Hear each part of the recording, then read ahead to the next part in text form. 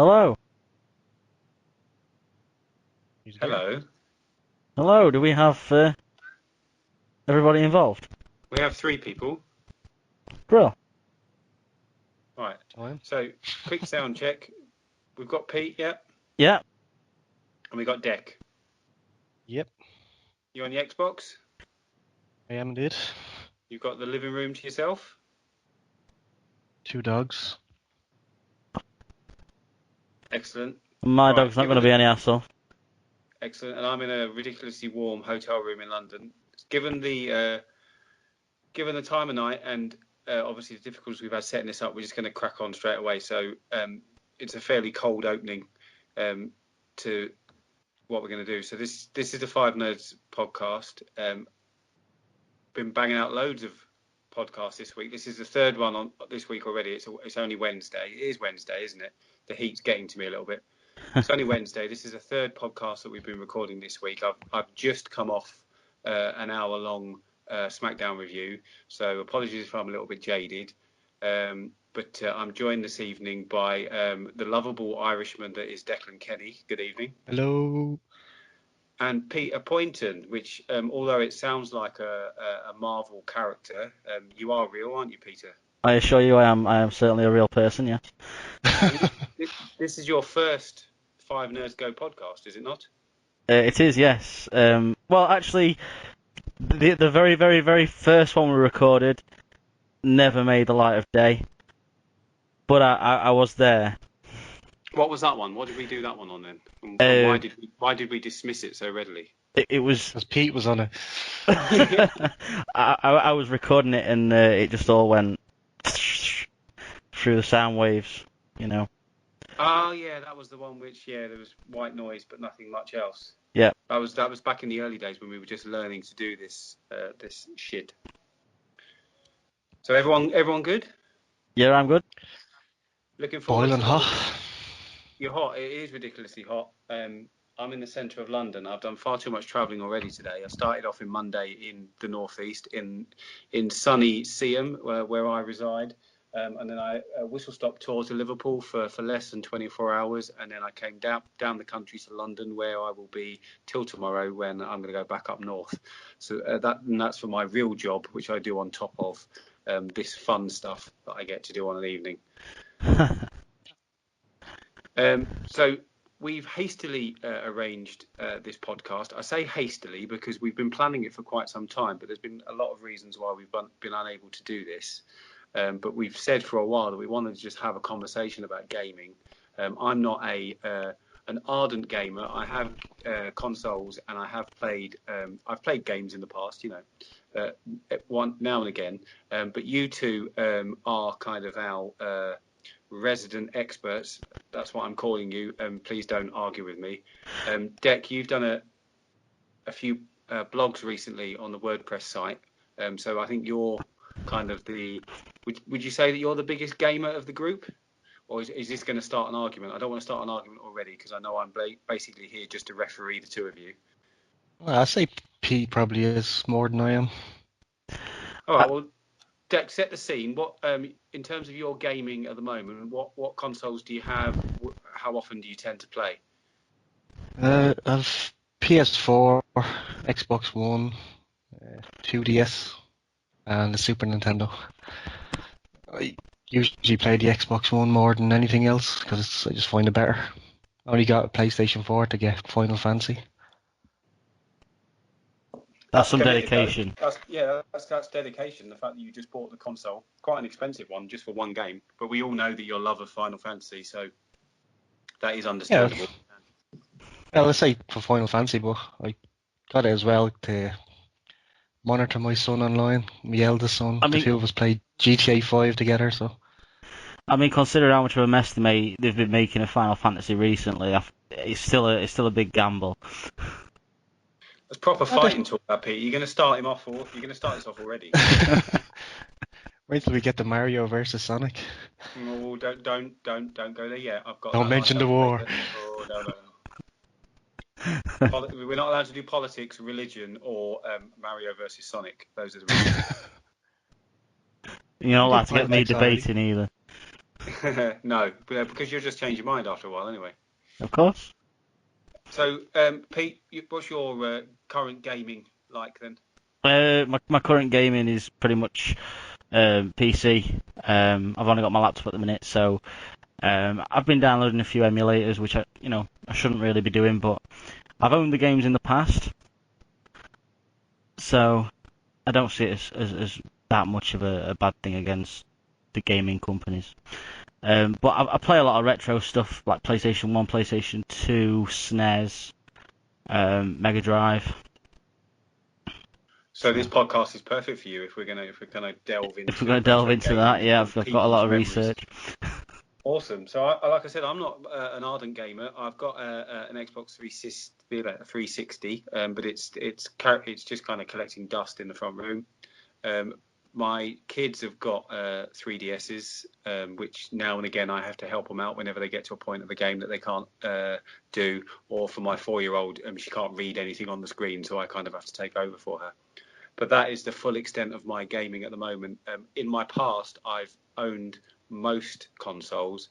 I was a massive, I say massive, probably not at all when I put it up against the two of you, but in my mind I was kind of a massive gamer back in the day, and I used to play the PlayStation, Super Nintendo, even back to the Atari days. I had a Spectrum, I had a Commodore 64, so I worked my way through the years with the console or the computer of the time, and I think I will probably have quite a good memory and a history of the games from over the years. So whilst I may not be able to start the conversations, hopefully I'll be able to contribute as you take us through your life and loves in the gaming world. Where should we start? Dec, what's your first gaming memory?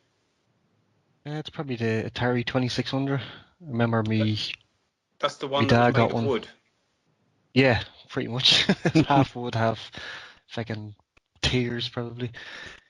Yeah, but me dad got one and just used to sit there and play pole position or centipede on it until it was kicked into bed. So him and me mother and whoever friends they had over sat down and played it for the rest of the night. Did you ever have that game where you played the block in a maze and you had to find a key and there was a dragon or something chasing you? Can you remember that game? I remember, but I I've had remember. loads. Was that just like a very simple maze game, and there was like a key in the top corner, and you had to work your way around the maze to collect the key? Yeah. Yeah, I remember it vaguely. I did have one of those Ataris. That's why I remember it being made of wood. Me and Dec were talking about it briefly early in the week, and he shared me a picture like a proud parent. I don't think it was actually his Atari, but yeah, he sent me a picture of an Atari. I think Pong. Was that the console that Pong was on? It was Pong, wasn't it? The table tennis game. I think it had many. Yeah, it was Pong. Yeah. It had many ports. I think it came out for a few like consoles that were literally just Pong before it came out for the Atari. I think the first one was the Atari 5600 or something like that, and then the 2600 was more accessible to people, so they kind of scrapped the other one and just went with the 26. Sure, at the time, the 2600 was probably the biggest console ever. It was shipping millions a day or something like that. Like the bloke that created made an absolute buckload of money. Yeah, and they probably made quite a bit of money from replacing the joysticks because, either people would have thrown them or ripped the middle bit out because they were stiff little fuckers. Yeah, they were terrible. And they only had one button as well, didn't they? Yeah, and it was forever getting stuck from what I can remember. It wasn't bad when you were playing little spaceship shooting games like Space Invaders because you just press the button and just keep shooting. You can just steer yourself, like. Because I remember the Centipede game. That was kind of the precursor to the game that used to get on the Nokia, wasn't it? It was a similar Snake. type of Snake, yeah. Snake, yeah. That was. Except you were shooting the centipedes. There was definitely like some inspiration Invaders. there. Definitely some inspiration. Oh, was it? Oh, right, okay. It's probably a different game that I'm remembering then. I remember kind of a centipede type game like Snake where you go around the screen collecting stuff. Or maybe I'm just remembering Snake and putting it into my memory. So what was your favourite game on the wooden Atari then, Dick? Probably Pitfall. Like, the simplest Pitfall. game ever. You just jump, grab onto the vine, swing over these holes, and if you fell down, you get eaten by a crocodile. It's probably the simplest game in the world. But as you kept going, it just got worse, harder and harder and harder. It was actually a really, really hard game. When you say simplest game, was it just really, really difficult? If you were to compare it to games now, it just got progressively harder, faster, and there was seemingly no end to the game. Yeah, it was like as you go along, there's like instead of just jumping and catching a vine, there'd be like a bee or something flying towards you or something else, and there'd be more pits, and sometimes you'd have to fall down to get back up, and it just like it's just a side scroller, like Mario or Sonic. It's just going one direction, but as it goes on, the levels just kind of get jumbled up, and it was for the time, it was probably the best thing ever. But Well, some of look the at best games are that simple, aren't they? That you just seem to be moving through the same screen over and over again. You watch Go 8-bit, don't you? yeah, I do, yeah. So was it Aztec Adventure or something that they played recently on there? Where I think the first level you had to run towards a pyramid, and every now and again a spear would come out, and you had to just jump it or duck under it. Aztec, was that what that was called? I'm sure it was something like that. Yeah, Aztec something.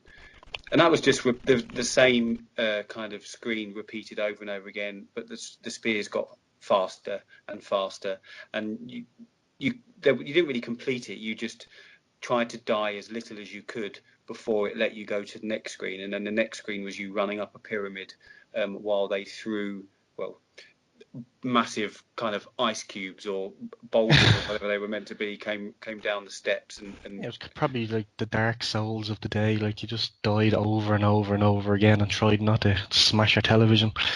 yeah, yeah. You needed a lot more patience than you do now because people play Call of Duty and they duck when they should shoot and they end up getting shot from the person behind them and suddenly their console goes out the window. Like back then, the games were made to be hard. There was no DLCs or you don't go online and pay to get to the next level like you do nowadays. Like it was just you had to be a good gamer to actually complete them. To be fair, Like I got there wasn't enough space on the cartridge to have an ending. You had to increase the length of the game. You basically had to make each level harder and harder and harder, and just have it on like an endless loop. yeah, that's it. But like I got the Super Nintendo and my two sons who were 6 and 9. Like they were playing Super Mario World and they gave up because it was too hard. This was and like they play other games like they played Minecraft for days if they could. They play Mortal Kombat, but it's just but obviously the games nowadays are easier, if I could say that. I Yeah. definitely agree. Do you think? Well, we'll probably kind of pick up on that later.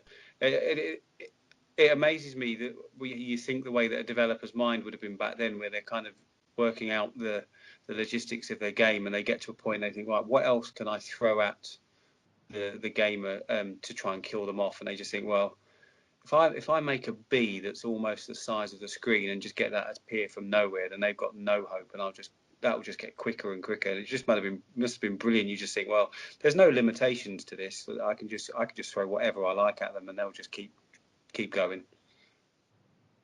That's it. Like there was nothing else to do back then. Like consoles only just came out. Like there was arcades and stuff, but sitting at home playing the same game for days and days and days. Like we were quite poor back in the day, so you couldn't really go out and get another €80 game, or so you'd have to sit there and play the same game until you actually cleared it, or you could swap it with your friends. Yeah, you had to make Yeah, it last. Your parents were telling you, well, you've got that one, and you need to complete it. And until you've completed it, you're not getting another one. yeah, like you get one at Christmas, you're not getting the next game till your birthday, which is 9 months away. So you have to Yeah. kind of make do. Like Yeah, and yeah, compared to nowadays, with the amount of games that people have to choose between, then it's probably understandable that the attention span of gamers is limited compared to what it was back then for us. you've seen the whole when what's it called? Dark Souls came out, and I played and it is ridiculously hard. But because none of these kids that were going mad about this game ever played Ghouls and Ghosts. That's probably the hardest game I've ever played in my life. Yeah. Well, even something like as simple as Pac-Man. You know, the I hate hours, Pac-Man. the hours, but the hours I must have spent playing that as a youngster. I hate Pac-Man on the 2600 joystick. To be fair, it's ridiculous. It's a bit That's stiff, isn't because it? Because it's just stiff moving up and down. It's just you you want, and just then keep running suddenly, into corners. yeah, and or it'll get locked, and you'll move much further to the right than you want to, and you miss the turn off, and then before you know it, you ghost food. I have one of those Pac-Man. No, it's just like a joystick that you plug into the television that has like hundreds of different types of Pac-Man games. I can't fucking stand the game. The kids play for hours, but I just can't stand it. And did somebody buy you that? They must have known your love of Pac-Man, and they thought, oh, that'd be a No, project. I bought a Nintendo 64 off some guy, and he threw it in for free. Obviously, he hated it as well. He just wanted to get rid of it out of his house. Well, I suppose if it was free, then you can't really complain. I always complain. Yeah. My first What was I thinking? experience. Sorry, my first experience with the Atari was actually through one of these things that you plug into the TV. It was just called a TV Boy, and it had I think it was something like 126 games on it, and instead of Pac-Man, it was like Eggman and things like that, but they were the same games just with different titles. But that's Eggman. yeah, Eggman. Was that Okay. actually a game, Eggman? Did those two twins that were on Go 8-Bit, the two outfits, did they not make a game called Eggman or something like that? They're two English blokes. They were like the Are you biggest game talking? You developers. talking Dizzy? Fantastic Dizzy. Dizzy, that's the one, Is yeah. the egg that rolls everywhere on the Commodore 64. Yeah, they were like the two biggest game designers in the world at some stage. At a time when everyone could be a games designer, to be fair, Deck. Well, saying that, so my brother is a game designer, and he's kind of a environmental artist as well, in terms of the computing world. And I was down there the other week with my son, and my son had come up with an idea for a game, and he wanted to know if his uncle would make it for him. So his idea was based on the nursery rhyme with the egg sat on the wall, Humpty Dumpty, that's the one. So he said, well, it could be like Humpty Dumpty, and essentially you're throwing things at the egg and you're trying to make them fall off the wall and crack him. And I thought, oh, that was quite a good idea. So we went down to London where my brother lives, and my son sat down with him and said, I've got a really good idea for a game. Do you think you can make it? I'm coming back tomorrow. I'd like to play it, please. So I kind of laughed and thought, oh, that's a really good idea, but maybe he needs a bit more time to think about it and come up with something. Lo and behold, less than 24 hours later, he had a working game that he could play on his phone. So it just goes to show you that it was very basic, but for a 6-year-old, it was absolutely brilliant. So for me, that's modern day magic. Being able to create something out of nothing that quickly, just on an idea. I It's a think great uncle. I think It is. It is. Yeah. He's developing a game at the moment, and he asked me to be part of a user group who was trialing it, and he said I was playing it wrong because it's essentially it reminded me of a Zelda type game. So you're moving around rooms. There's various swords and things to pick up, and you're killing bits and pieces, you're collecting energy, etc. And I think it's more of a strategy-based game, and you're meant to approach each level in a certain way, take your time, and then take the appropriate action. Whereas I was just running in, wailing my sword about as much as I could, and trying to kill as many things as possible. And whilst I was probably more successful than everyone else, apparently I didn't play the game correctly. So he said he now wants to make the game harder for people, so to stop people like me. Just hack and slash. That's what I Yeah, do in most games as well. So yeah. So apparently the art of gaming has moved on now. Even the simplest of games, you need to be playing it tactically rather than throwing a sword about willy-nilly. I I don't hate think all I've that. ever. Like you have to be stealthy and stuff, but I just run in and just chop anything that moves. Yeah, I think that maybe that's why I don't do as well in the modern games, like Call of Duty. I don't have the patience to sit and wait. I just think, fuck it, I've got a gun, I'm running. And In Halo, you can do that in Halo. In Halo, you can run towards someone and empty a clip into them and then hit them with your elbow, and that yeah, kills them. and you know, like But in Call of Duty, was it fucking GoldenEye? people The camping and I had GoldenEye, and used to have a gun. You just run forward, just shoot as many bullets as you can in a short space of time, and then if that didn't work, you started karate chopping them. That's right. Yep. still the best first-person shooting game ever. Indeed, It, indeed. I it, can't it remember what hasn't it was aged that I was well. playing on it. What if it was a? It was an N64 game. N64, yeah. Yeah, that was it. It was the N64. It hasn't Worst aged controller well. ever. I gave it a go a few weeks ago through my laptop, but using an N64 controller. And to be honest, it just feels so clunky now. You know, because you're used to everything being so smooth. I think Halo was probably the next step in terms of first-person shooters after GoldenEye. But really, for me, for me, GoldenEye is one of them games that was great when it came out, but now it's not as great to play. No, it's probably not aged as well.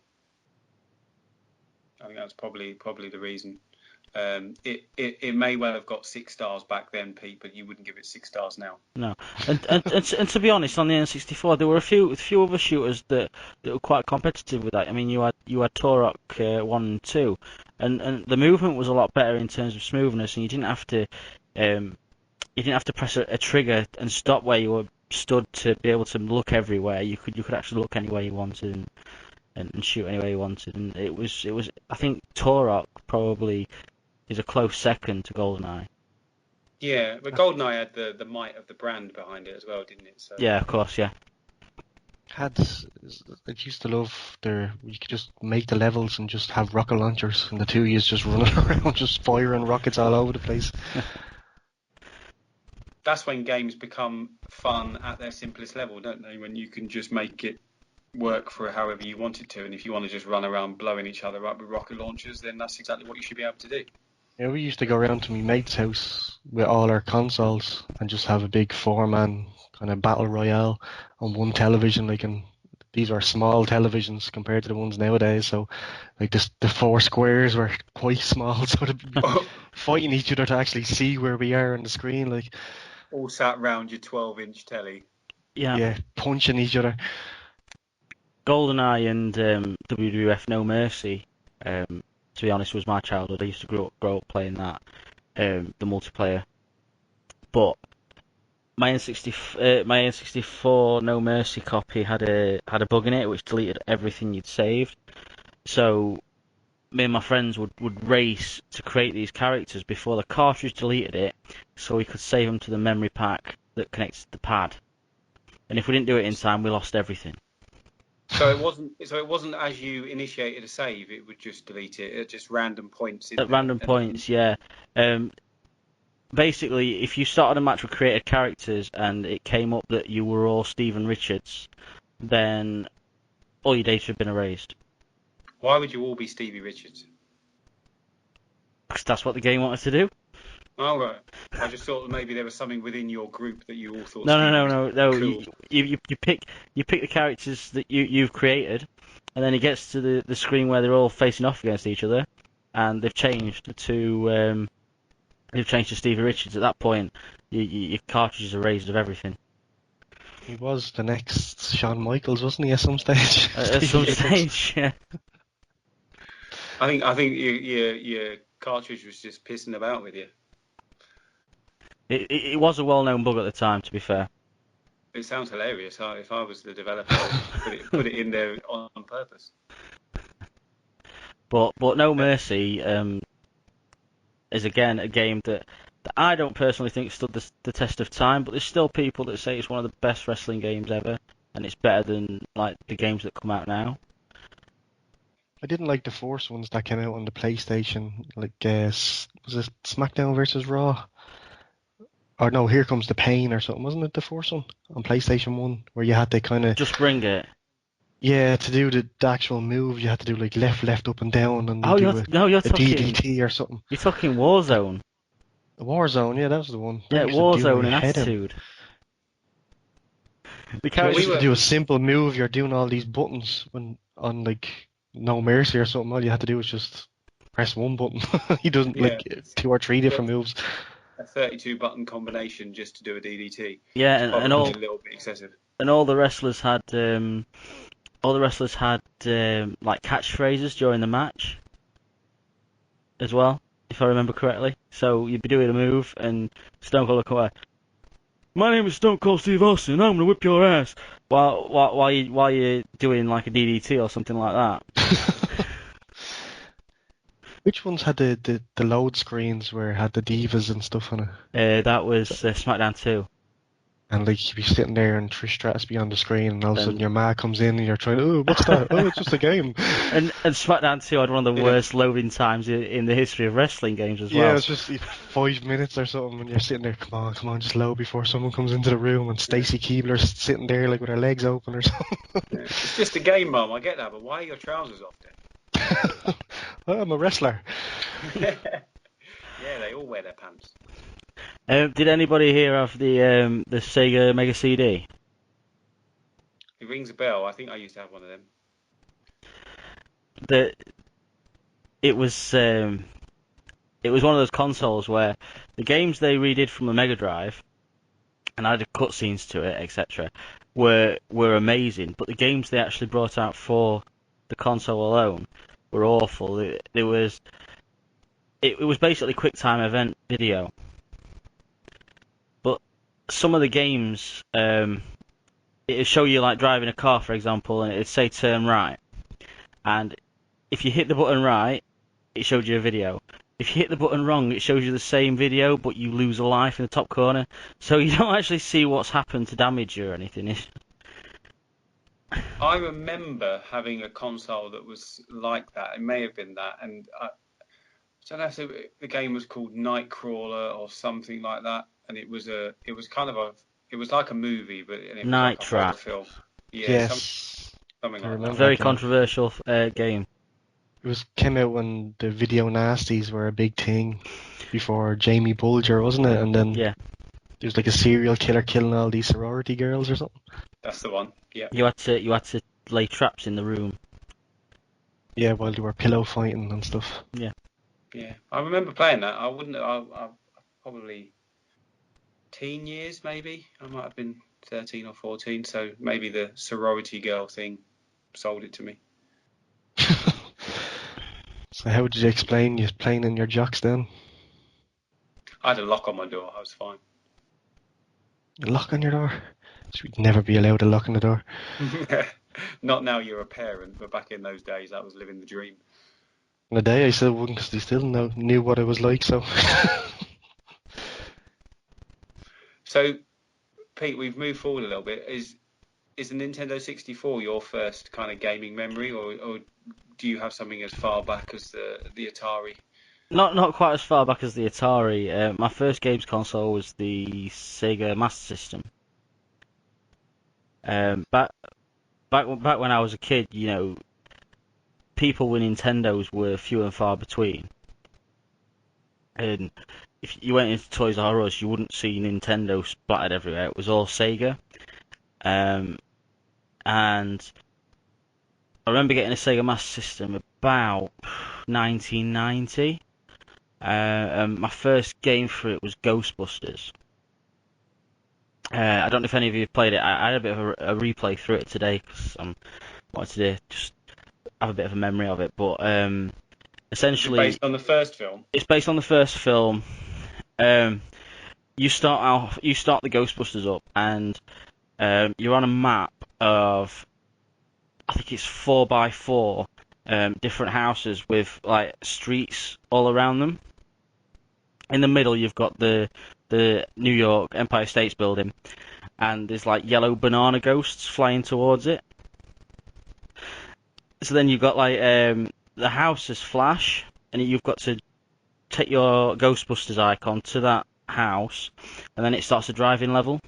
And you drive through, get to the house, and then you have to get rid of the ghosts, put them in a trap, and then you do it all over again, and you have to raise so much money to get to the Empire States Building, basically, and fight Yeah, Gozer. now you've explained it. That rings a bell. I think I had that. We had a Master System, but it was a family console, and I think it spent most of its time in my brother's room. Was that the one that had the kind of the hidden game, the motorbike It games? had, yeah, there was two versions. There was one that had the motorbike, and there was one that had Alex Kidd.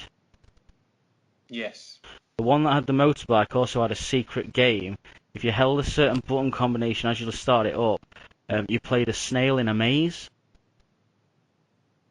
And it was like the first ever Easter egg in a games console I'd seen at that time. Wow, I did not know that. Yeah. Well, I think we've still got our Master System boxed up somewhere. If you get a chance, try and do it. Yeah, next time I'm down at home, I'll have to at my parents. I'll have to dig it out, Yeah. give it a go. You'll have to give me a tip on how I can get that hidden game. I will do. But the Master System, to be honest, it had quite a few good movie ports for its time. There was obviously the Ghostbusters game. I had plenty of fun with that. It was simple. The last boss, I never managed to finish the last level, so I never completed the game. But there was a Rocky game, which was pretty fun. It was just a simple button basher, but it was obviously a fighting game at the same time. There was what's it called now? I think there was a Rambo game on there as well, which was like a bit like Operation Desert Fox, if anyone ever saw that in the arcade. Yeah. Yeah. Yep. Well, when we were younger, we were lucky because we had a Blockbuster close by which had games that you could go in and rent. We had another games rental place which had pretty up to date stuff, and then there was also a van that used to come around every now and again. That's you go in and maybe get your videos, but every now and again they'd have like the latest game that you could borrow if somebody else further up the street hadn't already got to it. Yeah, we Uh, still have a Martin's video vans comes around our streets. yeah. I'm not sure it was Martin who came and delivered ours, but Could be. but yeah. So that we didn't buy many games back then, from what I remember. It was mainly all rentals, and it was kind of the really exciting thing to look forward to on a weekend because you'd get one each. So I've got three brothers. Well, I've got four brothers, but at that time there was three of us at home. Around a similar age that would play over the weekend, and it was brilliant. Going and picking your game each, and then you'd each have like kind of a few hours where you could challenge the others, and you'd always get to play that game because that was the one that you selected, and then the other two had to kind of take turns to go backwards and forwards and challenge you. Very, very happy memories. Now you two mentioned that you'd had Super Nintendos. Yeah. When I was a kid. Again, same story as Nintendo. When I was a kid, until the Super Nintendo released the Street Fighter 2 package with the Super Nintendo, you couldn't see them anywhere. The Sun offered a coupon so you could try a demo of Super Mario World in Comet or Currys or whatever it was at the time. So I never actually got a Super Nintendo. I went straight to the Mega Drive. I was a Nintendo boy. We had both, so we were fairly lucky. Yeah. My biggest memories are of playing the Super Nintendo though, so around Mario Kart, Mario and Street Fighter, because those were the games that we used to play over the weekend all the time when we had the Super Nintendo, and we had those three games, so we were forever playing them. I don't remember playing the Master System or the Mega Drive when we got the Mega Drive as much. And I don't want to open the Sonic Mario debate just yet, but I think you'd be able to see which camp I would be in from that statement. We got the Street Fighter 2 pack. That's the one I got for Christmas, and was just naturally good at fighting games. So when I was playing against my uncles and stuff, I used to be doing the Hadoukens and stuff, and they used to be going fucking crazy. Oh, that's cheating. It's like, it's not cheating. It's just a move. Oh, show us how to do it. No, Well, it's, I used it's to a be doggy dull dog sim world. with some of them. I used to be dull sim because you could literally just stand miles away from them and then just throw your massive arm and your leg out. Yeah, just spam the kicks or spam the punches. Like, Yeah, and they'd be like, That's not fair. You can't do that. You're not even anywhere near me." Well, that's the game. You know, you can't. I'm not cheating. It's just the and my game. son does that now. Like when I play him on the Super Nintendo, he'll just pick probably E Honda and just do the 100 hand slap, so I can't get near him. So I just pick Ryu and just keep Hadouken. That's it. Yeah, because I think Teach him a lesson.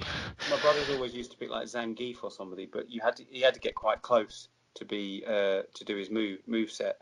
Whereas Dalsim, you could stand miles away. In the same with kind of Ryu or the other characters. You had a special move that you could do from further away.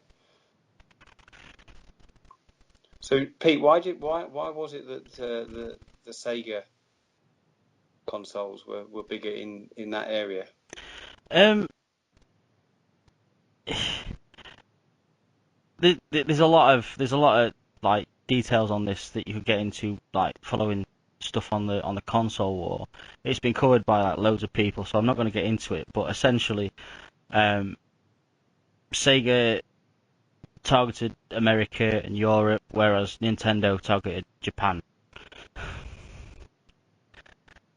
And in Japan, you wouldn't really find that much Sega, and in Europe and America, it was mostly Sega.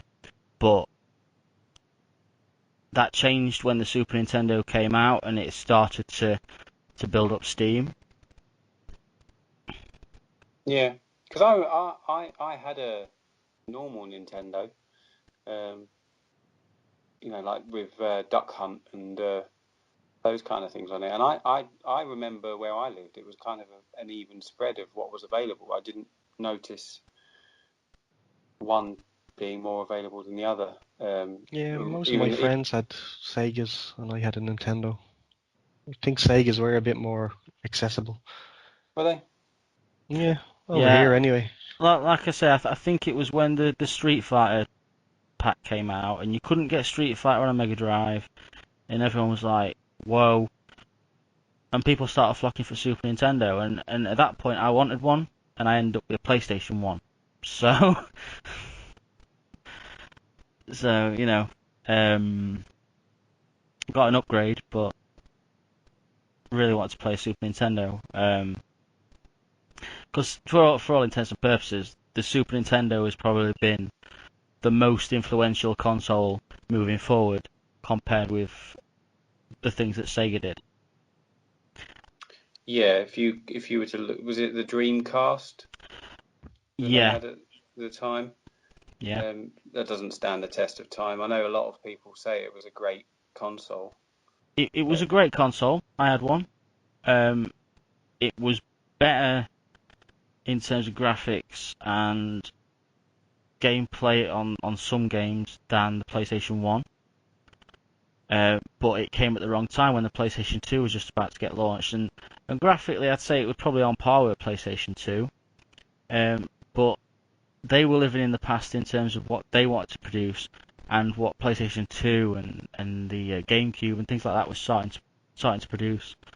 The one thing that did come from the Dreamcast was that Microsoft used Sega's basically what they learned from the online part of the Dreamcast. They used that for Xbox Live, which is probably a huge part of gaming for people with Xbox.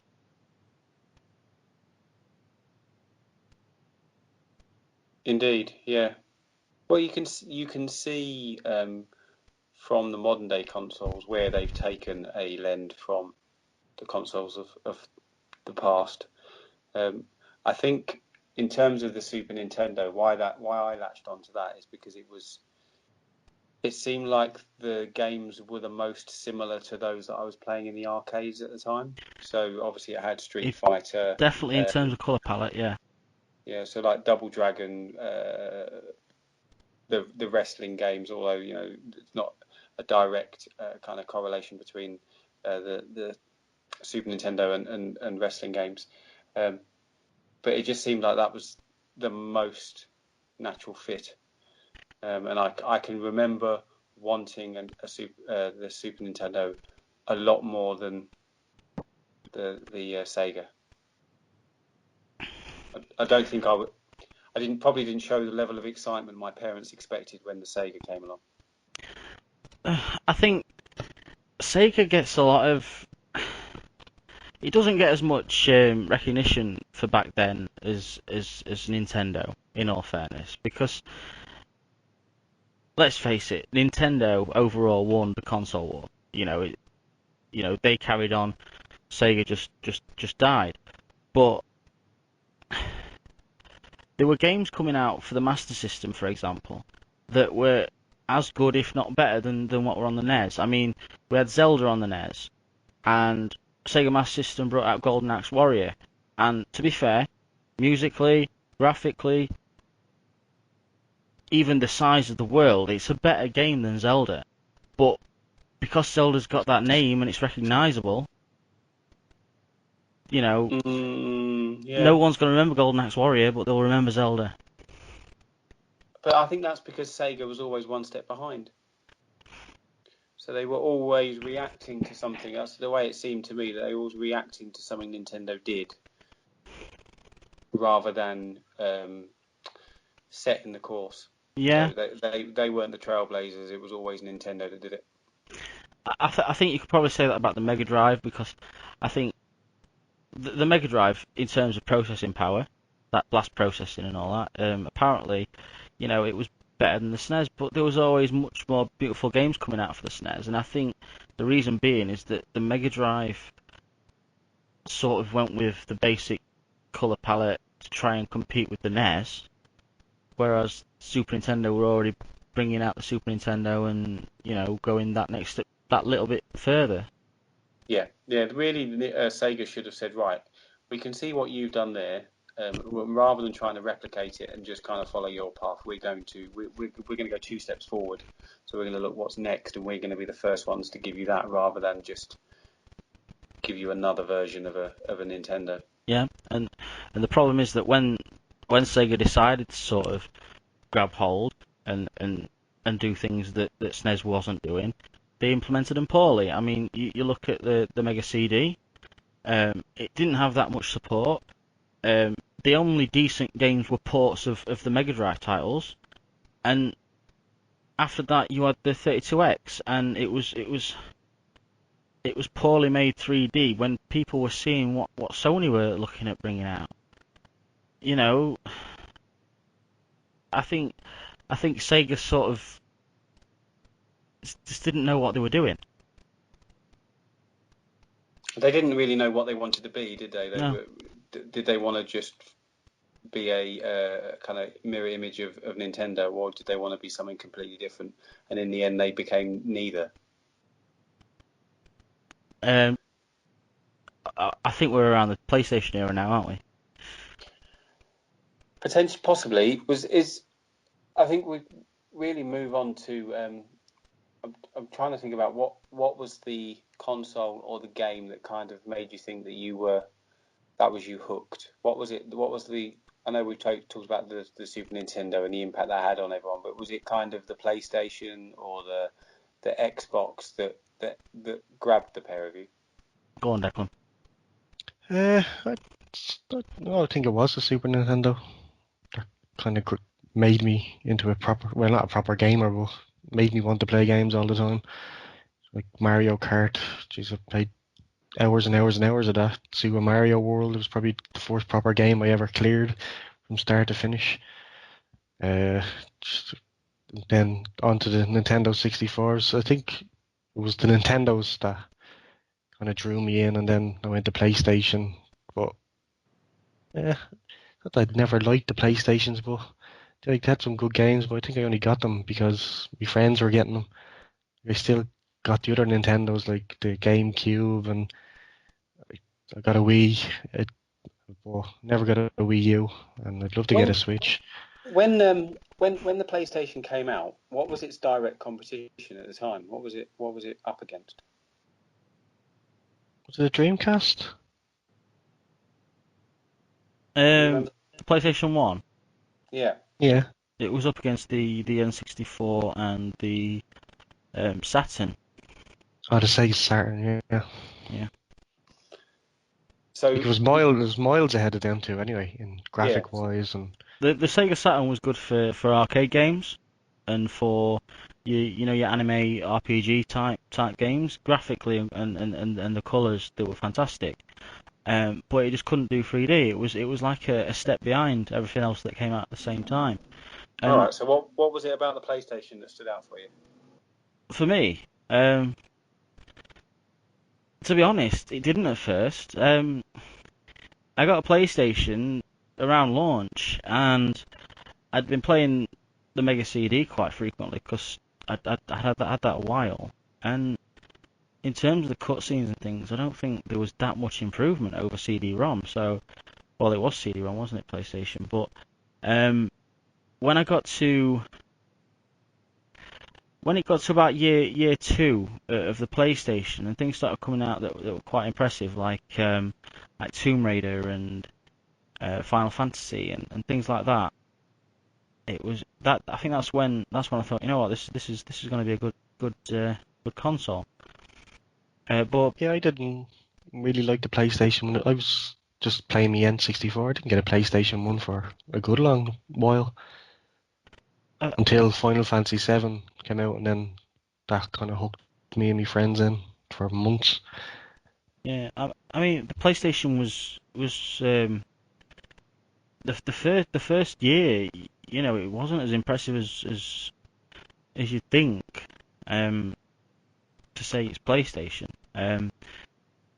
When you had games like Metal Gear Solid 1 and Final Fantasy 7, when they started coming out, that I think that's when that console really took off, and um, you got another three Final Fantasy games out of that generation. Um, I think it was Resident Evil as well, the first Resident one. I think I remember playing that in the Virgin Megastores. Resident Like Evil, that when they used to have the Resident Evil 1, yeah, yeah. where they had the little boots and you could go over and just play the games for, and then you go down the corridor and the two dogs jumped out. I think I nearly shit myself. But that was like, I think I'll get one of these, and this game looks awesome. And geez, I think I cleared it around 5 or 6 times, and we used to go around to each other's houses and help with the puzzles and stuff with each other. Like, It was it's one of them games that it shouldn't work. You look at like zombie games nowadays, and you've got hordes of zombies against one person. And this game, you'd be lucky to get three zombies in a room, and you've got all these like random like puzzles, like key puzzles and moving blocks and things. But it works.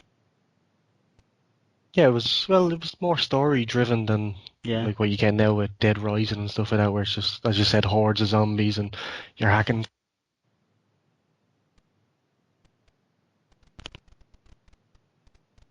But now, in that, it was just story from like, I know the acting was pretty rubbish. Like, Jill, stand back. I'll handle this. It was absolutely terrible voice acting, but like the story was brilliant, and the kind of double cross by Wesker near the end, and like it was like a zombie film. Like at that time, I was big into zombie films, like Dawn of the Dead and stuff. So this was like I'm playing the game that I the films that I'm watching on television. Like, Jill, the master of the lockpick. Here is your lockpick. the voice acting was just terrible, but brilliant at the same time. I, I think voice acting in video games back then was not something that they'd really messed about with as much. So you did get very, very poor voice actors. It didn't matter how good the game was. Some games just had awful voice acting. Wasn't there one of the games I was watching on? I think it was What Culture Gaming or something. Was the worst voiceover, and it's have I think it was one of the Elder Scroll games, and she's talking, and one of the NPCs is talking, and she kind of stops in the middle and goes, "Oh, sorry, I messed up that line. Can I do it again?" And they kept it in the game. Like, it was ridiculous. I think it's Oblivion. I think it's Oblivion. Was it Oblivion? Yeah, yeah.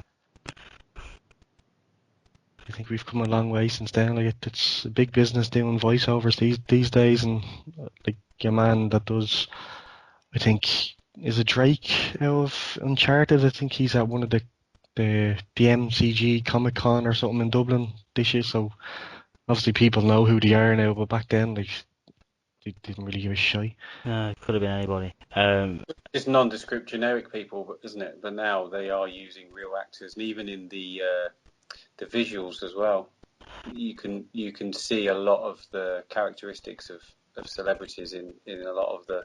Would you say that Grand Theft Auto was the sort of kickstart in terms of getting celebrity voice actors?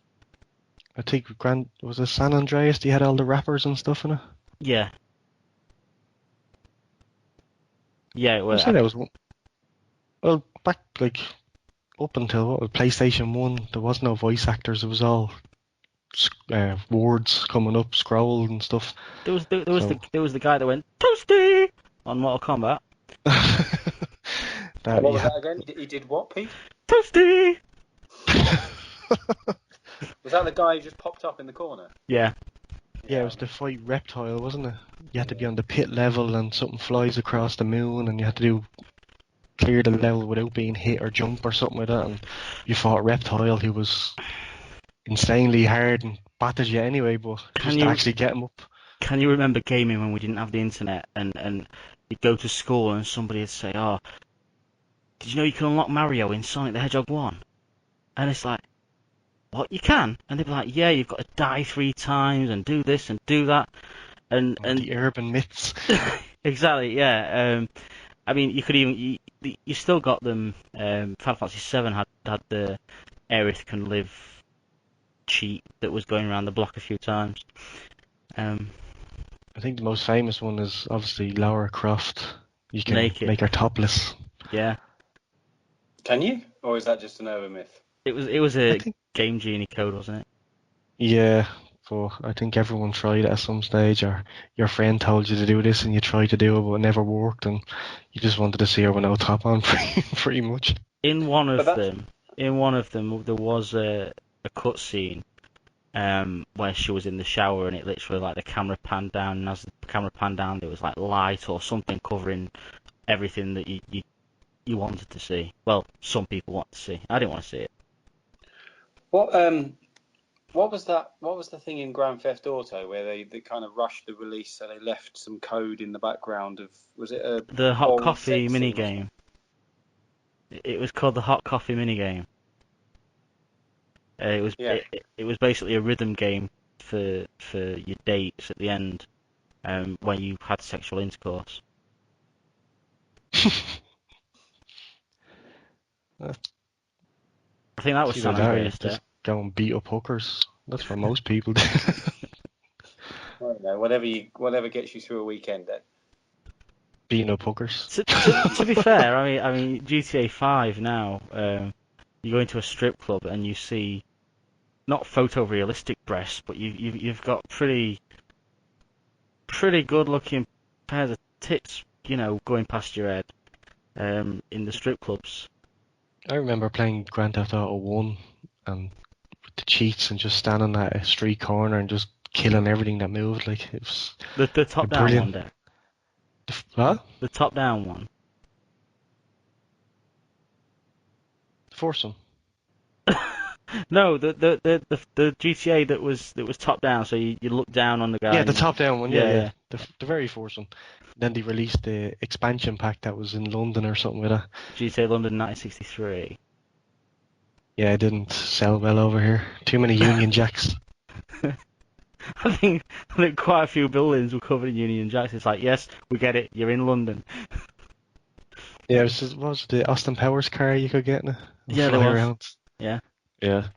I played the second one as well. The second one was on the PC. I had a PC at the time, and was the first one that had kind of gangs in it. Like there It was had the like hippie gang and four the Russians, gangs. and yeah, and you can. I just remember one of the levels where you had the skill bus and you picked up all these people and brought them to a Russian meat factory, and you see them all coming out of the bus, and all of a sudden they just get mulched up, and then you deliver the meat to some butcher or something. I was like, this game is fucking mental. But you could get away with it back then because it wasn't photorealistic, you know. It was some pixel on a screen. Yeah, and it was It top still view is. as well. So Well, it is, yeah, but now but the it's much pixels are more getting realistic more. now. The pixels are Yeah. getting more real. No, indeed. And you touched on it briefly then, but do you think it's ruined it somewhat that almost on the day of release or before a game is released, all of the cheat codes, all of the Easter eggs are kind of there for you to find on the internet? I don't think that's always the case, Paul. I think uh, a lot of the time, yeah, but if games like Arkham Asylum that had an Easter egg that nobody found for about 2 years. Did it? Yeah, What was that one? What was um, it was it was there was like a hidden wall in a room, and you couldn't see it through your bat vision or anything like that. And it was basically a link to Arkham City. It was a map of Arkham City as a prison, which is what it is when on the new game. But it wasn't added through DLC or anything like that. It was always there. It was just that nobody found it for a good 2 years, and it was only a game magazine that actually released where it was. That's got to I be think few and far between though. The times Oh that yeah, happens. yeah, yeah. I think the worst thing about nowadays the gaming is when a game gets released on day one, they've rushed it so much that it's buggy as shit, and then you have to wait for updates to kind of fix things. And like back in the day, it was just a cartridge. That was it. The game was done. Like now, it's oh yeah, but this like what was the Assassin's Creed in France where people were missing faces and you had like floating eyeballs and stuff. Like it was just really, really crappily made. But you had to wait for like the next month for all these bugs to be fixed, and I think it kind of people pre-ordering games, but then you get it on the day and it's absolutely terrible, and you wonder why you pre-ordered it because you get an extra gun or something. Yeah, I mean, you know, time frame for releasing games now, they just push them out, and sometimes they push them out and they're incomplete, and their reasoning is by the time somebody gets to play it, there'll be a patch out because you've got to download the content now from a disc or whatever. Um, so they don't really care as much, you know. Yeah, but everyone knows this, but they still do it. Like people still I'm at the pre-ordering Battlefield 2. Not Battlefield 2, Battlefront 2. Stupidly, probably because it's probably going to be fucking buggy to shit like the last one was. But we But still do it. that's the nature of digital development, though, isn't it? It's kind of all around the minimum viable product, and they'll release it when it's kind of 70% ready because at least they're getting something out that is usable, and they know that they will patch it and fix it over time. Yeah, but you know, it'd be nice to have a complete game and then add things that they could add for as a goodwill gesture for buying the game in the first place, instead of it just being um, patch fixes and things like that. I mean, there's a lot of DLC content that comes out, especially Capcom. Capcom do this a lot. It's already on the disc, and you've got to activate it online. And to me, that's wrong. If it's on the disc and you've bought it, you should be able to play that content. Yeah, that sounds a bit wrong. If it's stuff that's not working and they need to fix it, then I think obviously they'll release free patches. But if you've got to pay additional money for content that's already there just to kind of unlock it, then that doesn't seem right. You know, uh, Batman Arkham City that had the Catwoman missions. You didn't realise until you got like towards the end of Arkham City that the Catwoman missions were actually essential to the story. There was a point where you know the game couldn't continue without it. Yeah, So yeah, to me, if they're gonna do that, you know, if you're gonna put restrictions on it on a game like that, instead of charging them for it, do a slow trickle. If it adds length to the game, slowly trickle the content. Companies like World of Warcraft, they do it all the time. The new Final Fantasy 15, like they released pretty much the whole game, but now they're releasing these little kind of the story is there's like four guys in the story, so they're kind of releasing like the first DLC was Gladius's story, and the next one's going to be Prompto's story, and then there'll be the other guy's story. So it's not, it's the game is there and you play it, but these ones are just little add-ons, which is great. It doesn't like hamper the game, if you know what I mean. And that's Like in that. Arkham City, that's the right way to do it. But like when you have EA and places or companies like this that release say 5% of the game and the DLCs are the rest of the game, it's a pain in the hole. But is that the right way? I mean, games like Final Fantasy used to be renowned for the added content that was on the game itself. You didn't have DLC. You had. It's not right anyway, but that's just the way it's going these days. Like you have to buy DLCs, you have to buy this, you have to buy that to finish the whole complete game. No company's gonna release a full game because they know they can make money on DLCs. Yeah, if the business model's already there and being used by other companies, then they're not going to break that, are they? They're silly not to follow it if everyone else is doing it. Like the indie games, obviously they'll release the full game because they're just indie games, and like to give them free on Xbox Live and PlayStation Network. But like, these are big games, big companies, and if they can squeeze the last cent out of you, they're gonna do it. That's what I fear about the Final Fantasy VII remake, because that's coming out in separate parts, and it's like, well, if one part's the cost of a full game, have I got to pay for 3 full games just to get the whole experience? And is it worth it?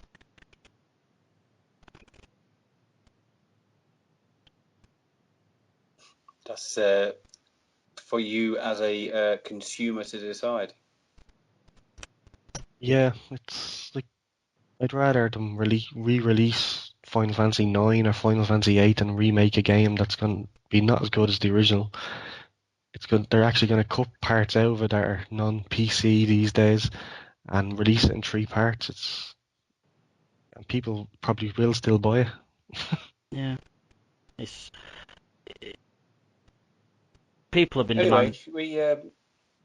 we were up to PlayStation. Should we keep going? What was the evolution from PlayStation? Well, you had the PlayStation 2, um, The GameCube. the GameCube, and you had the what was it? Xbox, just the Xbox, standard Xbox. Oh, okay, yeah. So Which side of the fence were you on? If we were to group those three together, did you move naturally from PlayStation to PlayStation 2, or? I did. I got a PlayStation 2. I think that was at launch as well. And to be honest, at the time, again, just like with the PlayStation 1, the first few months, maybe a year, I wasn't that impressed, and I actually moved on to the Xbox. I found Why? Halo. What were you not impressed by? It was just that there wasn't that much progression at the start. There was a SmackDown game, which was in terms of gameplay it was better, and graphically it was better, but it was still the same game I'd been playing like a year or so ago. The FIFA games, they were the same. They didn't really advance that much in the first few years, and there wasn't that much that really grabbed hold. You know, Crash Bandicoot was a PlayStation 1 thing. It didn't really expand into the PlayStation 2 with great classic platform games, and neither did Spyro and Ape Escape, because Ape Escape, of course, was one of PlayStation 1's best platformers. So for me, PlayStation 2 didn't take its marquees and sort of move forward, whereas Xbox was just starting out, and I thought I'd give it a go, and I played Halo, and I didn't look back for a long, long time, to be honest. about you, Deck? I had a GameCube. I wasn't really kind of gaming that much around that time because I found girls and beer. So I wasn't really into gaming that much. But I had a GameCube and I had a PS2. I never had the Xbox. I played Halo 1 in probably HMV or something and thought it was good, but didn't really get one. I got PlayStation 2 really far on as well, like a year or two after its release. I just wasn't really bothered, but when I got one, there was more games out for it, like Hitman. I loved Hitman, and I had a PC as well, so I was playing World of Warcraft probably a lot more than anything else. I think Yeah, that because at the time I had a PlayStation 2. That was the last time I've had a PlayStation because I've never had a PS3 or PS4 since. But I think this was around the time. I'd kind of been playing it a few years before, but this was around the time when I really started to play games on the PC. And when I say games, it was mainly Championship Manager, which I know, Pete, you've touched upon oh, what a on game! one of your blogs. Yeah, So, I could spend hours and hours and hours talking to you about Football Manager. do you think, because normally with a console, a lot of people will have one or the other, but people are quite happy to have a Xbox and play games on their PC. Why do you think that there's not kind of that same hard choice where it's, oh, I'm either a PC gamer or I'm a console gamer? I think Is it? I think it's the money, because having a PC, you have to upgrade it. Jesus, probably nearly every 6 months at this stage. the Like to thing get, because with the new games coming out, like you have to get new graphics cards and all this kind of malarkey. So I think consoles are much easier accessible than PCs. the thing about gaming on a PC is that as the graphics get better, it is cheaper to just upgrade your PC as opposed to getting a brand new console. But I think the actual jump from the start of a gaming generation to the end of a gaming generation, I think you'd have spent on par. It's just like over a smaller amount of time. But at this point, you can buy an Xbox game and play it on your PC anyway. So you can have either or. Um, Whereas back then you couldn't do that, but the PC was specialising in your strategy games and games like Sims and it was just a more general market for people on the PC. Whereas your Xbox was more your shooting games and your PlayStation was like action and fighting and RPGs. So, for me, PC gaming now, it's no different to gaming on Xbox One, but back then, you had a lot more choice in what you could play and what was exclusive to either side, so you wanted to get both. Yeah, I think that's a fair assessment. Did you ever have Championship Manager on? Was it? It was on the Xbox, It wasn't came it? out on the Xbox. I did. It was tough going. Um, Yeah. the Why do you think it was such a struggle with the crossover? I think for one, it wasn't used to the TV resolution, so it was hard to make out what the writing was. Um, the fact that you sat in front of a TV in your living room, the TV might be a 40-inch TV, and you sat there playing Football Manager while when you could be doing something else and playing Football Manager on your laptop, so I just don't think it made. I don't think it made the jump as well as people thought it would, and I don't think a lot of PC games would. To be fair, they No, don't. I think that's fair. And I don't want to spend a lot of time talking about Championship Manager or Football Manager, but it seems to be one of those games that is very focused on. A lot of the fans play it on the PC because I got it on the Xbox and I couldn't take to it, and I've downloaded it for the iPad and I can't take to it on there either. And you would think that would be a more accessible kind of version of the game. Because you can take it wherever you want, and it's quite similar to the laptop, but it still feels very different. Yeah. And not the Football Manager that I like. No, that annoys me, to be honest, because you've got Football Manager now, and you get, granted it's free, you get the touch version free. So if you've got a Windows PC with touch functions, or you've got a tablet or whatever, you can use it on that.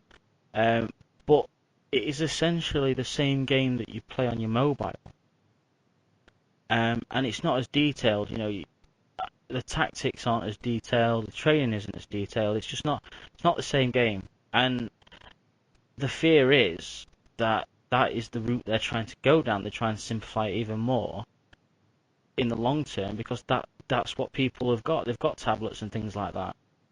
Yeah, I worry that they are trying to dumb it down and simplify it, because the reason I loved it is because it took so long to finish a season. You didn't mind the fact that you took weeks and weeks on end to get through a season. No. You'd go around your friend's house. So we used to rush home from school at lunchtime or after school, and in the space of an hour, you might only play one game, but you didn't mind because you got to sit and you tinker with your tactics, and you maybe put somebody up for sale, and you kind of do a press conference, and then you played your one game, and that was enough. You didn't need to have completed a whole season in the space of an hour. Yeah, I agree. We can probably do a whole podcast on Football Manager, couldn't we? I think there's potential there if other people were willing to talk about it. Yeah, I think Deck's probably fallen asleep because, being a Tottenham fan, he doesn't know much about football.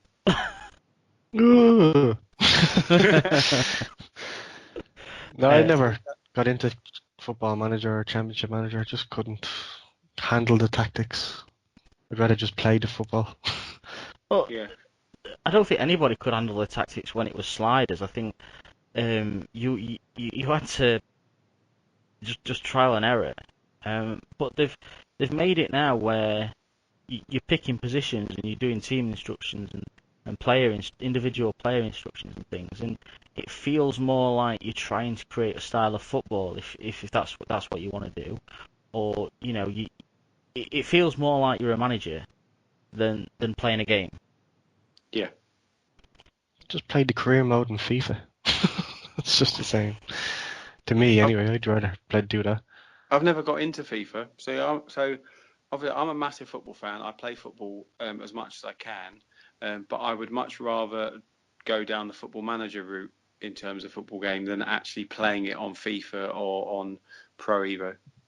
Just, I have no interest because it's not the same thing. Whereas Football Manager is so different to what I do when I play football, that I think that's why I latched onto it. I think the problem I've got with FIFA and why I've never got into it is I always have memories of the old FIFAs for like the PlayStation and Mega Drive, and me and my friends would play, and you'd have ridiculous scorelines like 150 to 72 and things like that, and it just sort of put me off a bit because it's not. Once you've mastered FIFA, it is so easy to beat the computer. See, back in the day, I was more of a ISS, International Superstar Soccer fan than FIFA. Up until was it Pro Evo 05? That was probably the last decent one they released. Was that the one with the psycho referee on the front? Clean, is that his name? Yeah, Luigi Cleaner. Yeah. That was the last. It was probably the last one that was just perfect. I know the new ones are supposed to be are very good at the moment, but I haven't kind of switched over. I haven't even got the last FIFA. I couldn't be arsed. Like I just said, once you learn how to play it, each year is just copy and paste. It's like the football version of Call of Duty. Yeah, I think I've got FIFA 8, FIFA 08. I think that's the last one I've got, possibly. I don't want my football games to, like, when you're actually playing the game, I don't want them to try and make it like you're playing a game of football, because it's not. No matter how good they make FIFA and how much they make the pitch look like it's a pitch, it's not the same as playing out there on a football pitch. I'd much rather my football games be either Football Manager, so it's completely different, or Sensible Soccer or something like that. I used to love Super Soccer on the Super Nintendo. I played that for hours. Yeah. It's just a basic football game, and World Cup Italia uh, 90. That My was a good son's game. got one for his iPad, which is very Sensible Soccer-esque, and I could play that for hours. But if he was to say, "Do you want a game of FIFA?" I'd be like, "No, thanks." they're re-releasing a Sensible Soccer soon, aren't they? It's Are gonna be they? the same. Yeah, it's gonna be the same down view, but it's gonna be kind of a bit better to play. What format are they releasing it on? I think the consoles and probably the PC as well. Really? Oh, I'll have to look out for that because I'd definitely be interested. Yeah, it's because I think there's a lot of fans of Sensible Soccer. Like a Yeah, load it of was my mates love it. It's a brilliant amazing. game. Like, Just going back to this generation of gaming, I think they all missed a trick. Um, you had the Xbox, probably the only one with proper online capabilities. The GameCube, I don't think had any. The PlayStation 2 didn't get it till sort of the end of its life. And meanwhile, a lot of the gaming back then was online, was PC, and your World of Warcrafts were spawning. Um, Half-Life 2 had the open source engine. People were making their own multiplayer games, and Steam was booming for multiplayer. Um, and it wasn't obviously until the 360 and the PlayStation 3 that the internet really became a big deal in console gaming. Yeah. Which of those two did you have, the 360 or the PlayStation 3? Uh, both. I went for 360 and got a PS3 Ooh, later on. both, Mr. La-di-da. I had both in the end, but at first it was just the 360. So why I have a 360. I've still got a 360. I've got like the Kinect and everything, and like I say, it's just gathering dust. my console wars are over. I did it with Nintendo and Sega. I wouldn't do it again with PlayStation and Xbox. It's just ridiculous. The companies don't care, so I I don't know don't why other people I don't care. think that They're not in competition with each other, are they? Not really. I don't Same think with Marvel and DC. Like they're all fucking laughing to the bank. They don't give a shite. they're all pissing into No, the same pot. there's enough money to go around for the pair of them. Yeah. I think personally, the only console war that's actually happening right now is the one that people in the teenage years are creating because the parents only buy them one or the other. In my eyes, there's enough exclusives on each to warrant buying both if you really want to.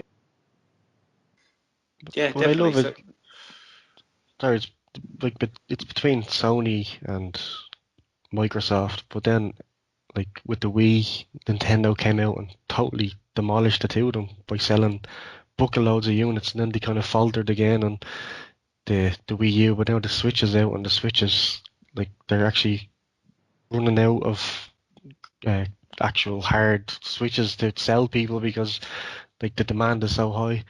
So they But always count this has out always been Nintendo, but Nintendo's Jesus, they're problem. still there swinging. Like we mentioned this before, Deck, and my son is of the age now where he wants to get a console. So we've got the 360, but I think he wants one of his own. So of the three options, you've got Xbox One at the moment. You've got the PS4, but of the three, I would quite like him to get the Switch out of the three. I've recently played the Switch for the first time, and I think that's how I would like him to get into gaming because that reminds me most of when I used to play games back in the day. I think that's more enjoyable, and he will be able to play with the family more than if he was uh, playing on the PlayStation or playing on the Xbox, which to me feel a lot more insular in terms of their gaming. I know that you can play online against people, but you don't see them. You're not sat with them. No, no, I yeah, mean, I go ahead, B. sorry, Dick. No, go ahead. I think with the Switch, there's a lot of potential. I mean, you've got a Metroid game coming out, you've got a Mario game, you've got Breath of the Wild that's been out for a while now. All beautiful looking games, considering the power of the actual console. Um, I honestly think that the Switch is the way to go at the moment, to be fair. If my son Cute. picks the Xbox or the PlayStation, I'm getting myself a Switch. Definitely. I'd love to get a Switch. Like, just even when I drop my missus to the gym and sit there for an hour instead of watching a program, I could sit there and play Mario Kart. Because of the whole, you can take it apart and bring it with you. Like, there's one thing about Nintendo, they think outside the box so well. It's so accessible that I can, oh, someone's just collected a gold coin. Yeah, that's my notifications. Somebody say, "You coming to bed? You finished yet?" That's the Mario versus Sonic prelude. That. It's the alarm. You have to talk about that now. What's amazing about the Switch is the fact that it runs on something like a mobile phone processor, and graphically, Zelda Breath of the Wild looks as good as Skyrim, to be honest. Well, Skyrim's coming out for it as well, isn't it? Yeah, supposedly, yeah. With some Zelda weapons in it. Oh, that'll be different. The graphics, the gameplay, everything about the Switch just shouted out to me. Get me. And I know, Deck, didn't you say you were hoping for one for Father's Day? So I'm guessing that you got pants and socks instead of the Switch. I got a beer glass and the Division for the PlayStation, which I bought all myself. Oh I well, thought you'd already not had the Division. My son has it, but I got my own copy. It's €10, so. Fair enough. so not long till Christmas, so you can look hopefully towards Santa. Yeah, I'll keep dropping hints. My birthday's before Christmas, so. Yeah, my birthday's in October, so I might try and go down the combined birthday and Christmas present route. But obviously get it for my birthday. Yeah, well, I'm running out of space because I have the PlayStation 4 and the Xbox, and you can only play one at a time. Well, I'm still negotiating a full-time internet connection, so Nintendo Switch is gonna have to wait for me. Yeah, you've got other priorities that you need to sort. We need you on our podcast more regularly. Yeah. Go on. Right. Where did we get to? So we've done PlayStation 3, we've Xbox 360. We've kind of touched on what the latest consoles are available. We had E3. Was it last week or the week before? When Microsoft announced their latest Xbox. The name was it Xbox One X? X, yeah, it's a terrible name. Well, what's the PS4 equivalent? What was that one? PS The Pro? Pro, yeah. Yeah, PS Pro. That's not a great name either, is it? To be I honest, think they're they're not really upgrades. They're more like side steps. like the Xbox X is supposed to be the most powerful console ever made, but it's €500. Yeah, that's the only thing. If you're going to spend that amount of money, you want to see a massive difference, don't It you? has 4K capabilities. It has 2 or 3 teraflops of this, and to me, it's not worth it. I wouldn't bother getting it. No, because your worry is that it's only going to be a year down the line, and they're going to pull something else out of the bag that they're going to want you £500 for.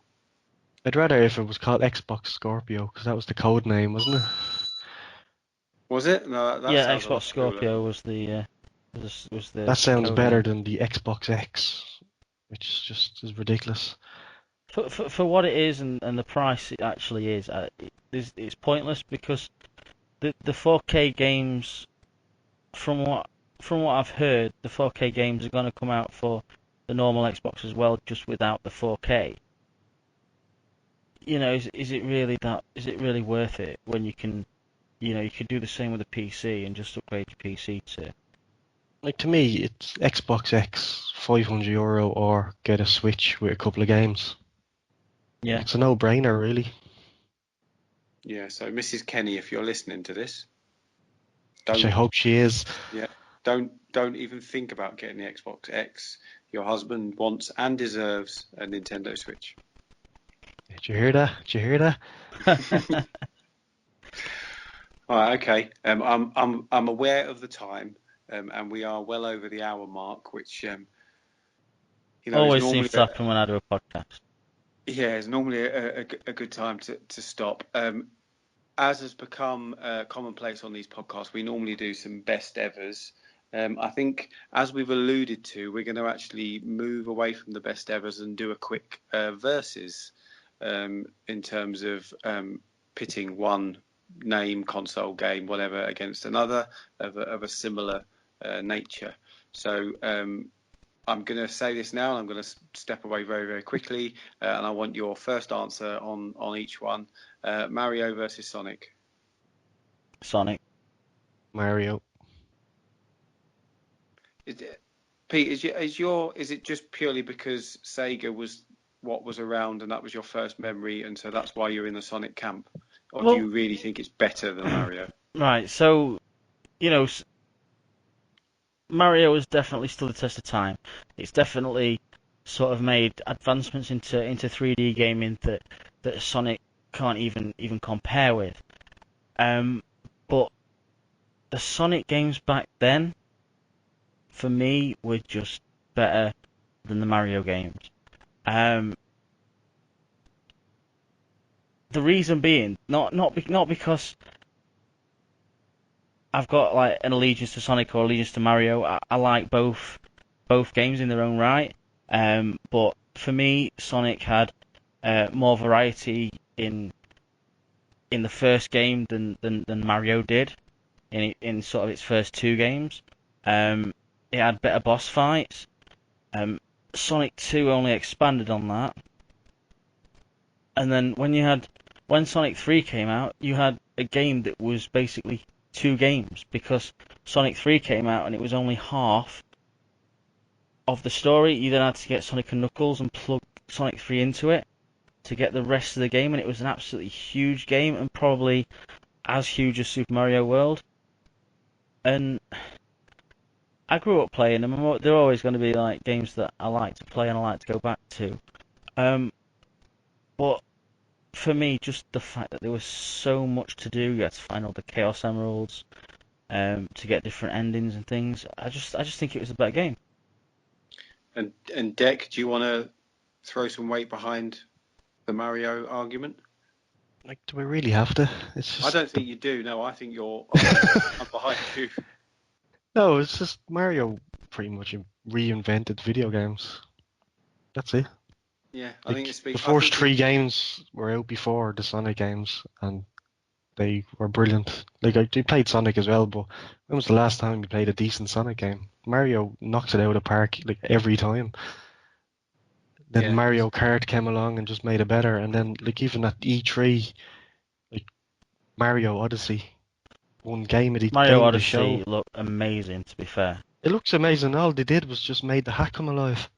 That's it. Like, Yeah. stupid little things, but people just love Mario. Like, he's the most iconic game character ever made. Like, the games are like Mario Sunshine, Mario Galaxy. Like, they're just unbelievable games, and like Sonic hasn't come close in the last couple of decades. Like, after the first three Sonic games are good games. And the Sonic and Knuckles thing was brilliant as well, but like ever since, like what have they done since then? I'd say Sonic Adventure is slightly more varied than Mario 64. I'm not saying it's a better game, but it's got a lot more variety to it. Mario 64, you do a level multiple times with different objectives each time you do it, and it gets a bit repetitive, to be honest. Mario is the same game over and over again. But Like, if you think about it, it is this like Pokemon. Each Pokemon game is the same game over and over again, but they're just unbelievable. People just love them. And that's just the way it is. If it's not broken, don't try and fix it. Yeah, just give Sonic a magic hat and watch the people feckin' fall all over him.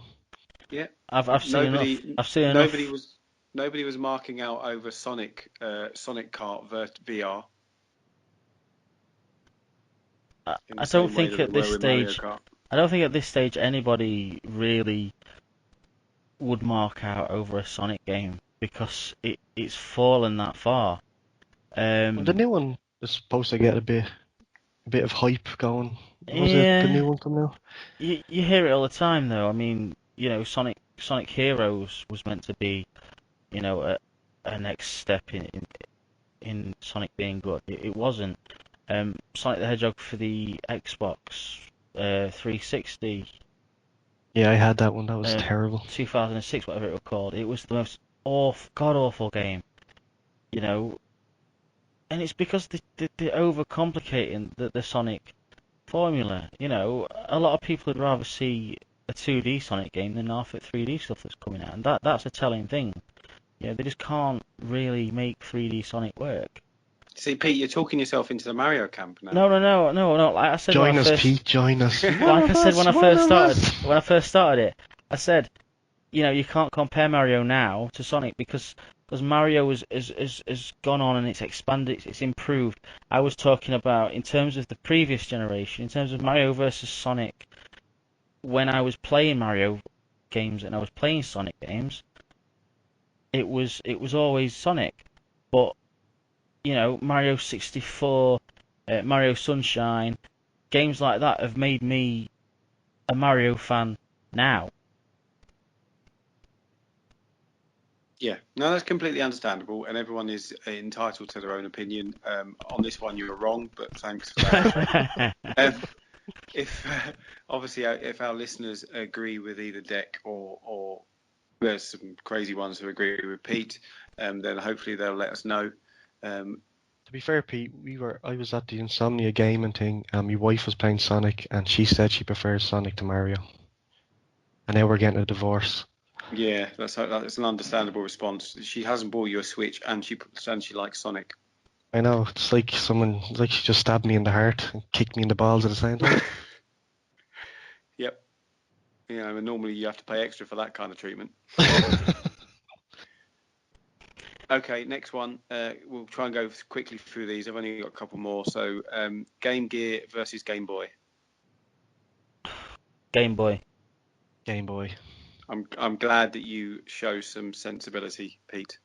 No, the Game Gear was Awful. no, it wasn't awful. It played graphically better games than the Game Boy. I'd agree with that, yeah. But in terms of the battery power on it, in terms of the support it got, Game Boy was the better console because it was so accessible. And it had all those mad attachments. The It had like a sticker the printer sticker and all these printer mad and the things you could camera, stick yeah, on. yeah. But the Game Boy, it had Pokemon, and as soon as Pokemon came out, Game Boy had won that well, they had won that console way before, but um, the Genesis the Game Gear just never really took off as much as they wanted it to. Yeah, indeed. Okay, last one now. Street Fighter versus Mortal Kombat. This is a hard one for me because I started off playing Street Fighter, but I love Mortal Kombat, and I have since I played the second one. But I say Mortal Kombat is my go-to beat 'em up. I would say I'm more of a Capcom gamer. I like the art style of Street Fighter and games like Final Fight and things like that. So, and I never liked the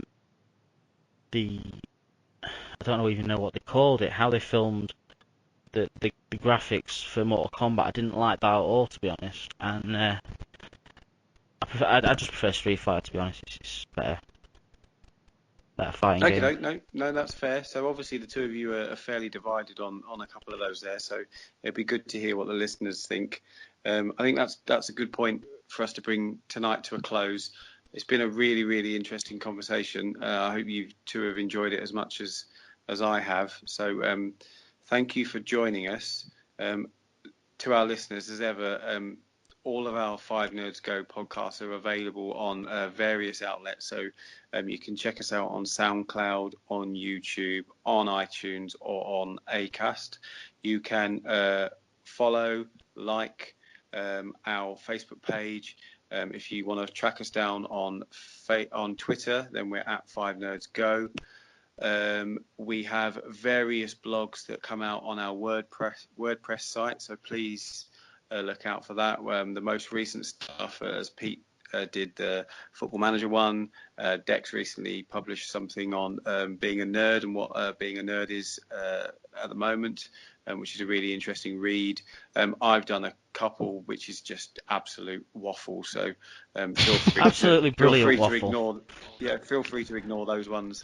But no, thank you for taking the time to listen, and thank you to the two of you for joining me on a hot Wednesday evening. It's been a pleasure. Night. Good night.